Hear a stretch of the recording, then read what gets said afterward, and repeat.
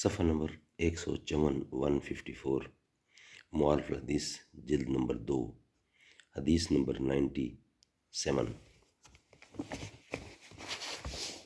اردو ترجمہ اور تشریحات کے ساتھ احادیث نبوی کا ایک جدید اور جامع انتخاب معارف الحدیث،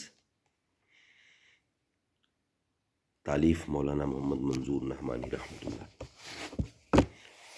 الحمد للہ نحمده ونصلی علی رسولہ الکریم، بسم اللہ الرحمن الرحیم۔ قال النبی صلی اللہ علیہ وسلم، حضرت معاذ بن جبل رضی اللہ سے روایت ہے کہ رسول اللہ صلی اللہ علیہ وسلم نے ایک دفعہ مجھے 10 باتوں کی وصیت فرمایا۔ نمبر 1، اللہ کے ساتھ کسی کو شریک نہ کرو، اگرچہ تم کو قتل کر دیا جائے اور جلا ڈالا جائے۔ نمبر 2، اور اپنے ماں باپ کی نافرمانی نہ کرو، اگرچہ وہ تم کو حکم دیں کہ اپنے اہل و عیال اور مال و مناول چھوڑ کے نکل جاؤ۔ نمبر 3، اور کبھی ایک فرض نماز بھی قصد نہ چھوڑو، کیونکہ جس نے ایک فرض نماز بھی قصداً چھوڑی اس کے لیے اللہ کا عہد اور ذمہ نہیں رہا۔ نمبر 4، اور ہرگز کبھی شراب نہ پیو، کیونکہ شراب نوشی سارے فواحش کی جڑ ہے۔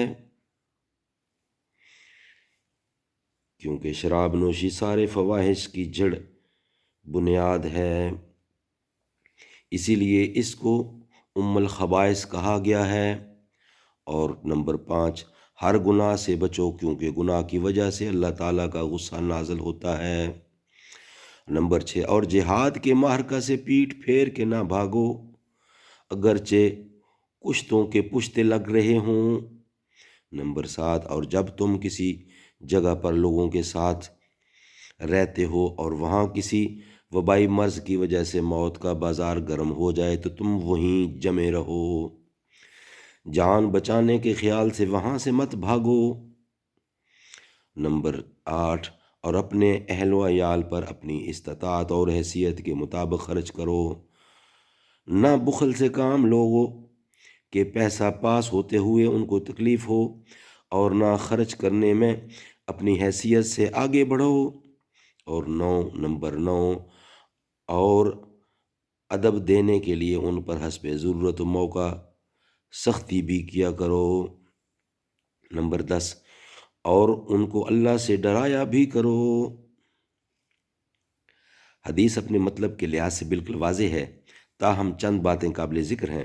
شریعت کا مشہور و معروف مسئلہ ہے، اور قرآن مجید میں بھی اس کو صراحت سے بیان کیا گیا ہے کہ اگر کسی شخص کو شرک و کفر پر مجبور کیا جائے اور اندازہ یہ ہو کہ اگر میں انکار پر ہی قائم رہوں گا تو مار ڈالا جاؤں گا، تو ایسے موقع پر اس کی اجازت ہے کہ صرف زبان سے شرک و کفر کا اظہار کر کے اس وقت جان بچا لی جائے، لیکن عظیمیت اور افضل یہ ہے کہ زبان سے بھی شرک و کفر کا اظہار نہ کرے اگرچہ جان چلی جائے۔ حضرت معاذ رضی اللہ تعالی عنہ چونکہ خواص میں سے تھے، اس لیے حضور صلی اللہ علیہ وسلم نے ان کو نصیحت فرمائی کہ وہ ایسے موقع پر عظیمیت ہی پر عمل کریں اور جان کی پرواہ نہ کریں۔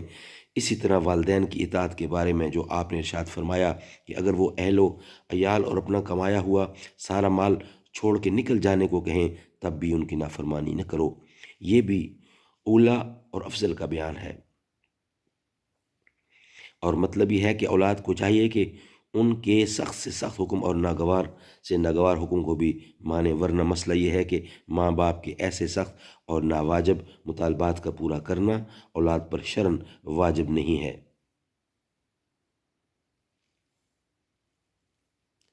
ہاں، اگر رضاکارانہ طور پر اولاد ایسا کرے اور کسی دوسرے کی اس میں حق تلفی نہ ہو تو افضل ہے اور بڑی بلند بات ہے۔ نماز کے متعلق آپ نے جو یہ ارشاد فرمایا کہ جس شخص نے ایک فرض نماز قصداً ترک کی اس کے لیے اللہ کا عہد و ذمہ نہیں ہے، یہ ان حدیثوں میں سے ہے جن کی بنا پر حضرت امام شافعی رحمۃ اللہ اور بعض دوسرے ائمہ نے تارک صلاۃ کے قتل کا فتویٰ دیا ہے۔ حضرت امام مالک اور حضرت امام ابو حنیفہ رحمۃ اللہ کا مسلک یہ ہے کہ حاکم اسلام اس کو جو سزا دینا مناسب سمجھے دے اور قید کر دے۔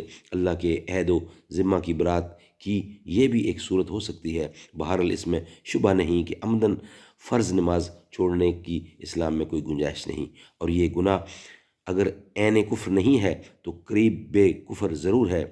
حضور کی اس جامع وصیت کے آخری حصے کا تعلق اولاد کی خبر گیری اور ان کی تادیب و تربیت سے ہے، اور اس سلسلے میں سب سے زیادہ اہم حضور کی بالکل آخری وصیت یہ ہے وَأَخْفِفْهُمْ فِي اللَّهِ، یعنی تمہارے ذمہ یہ ہے کہ اپنے اہل و عیال کے دلوں میں خدا کا خوف پیدا کرتے رہو، اور اس کے لیے جو تدبیریں بھی کرنی پڑیں وہ گویا ہمارے فرائض میں سے ہیں، اور ہم اس کے لیے اللہ کے یہاں جواب دہ ہوں گے۔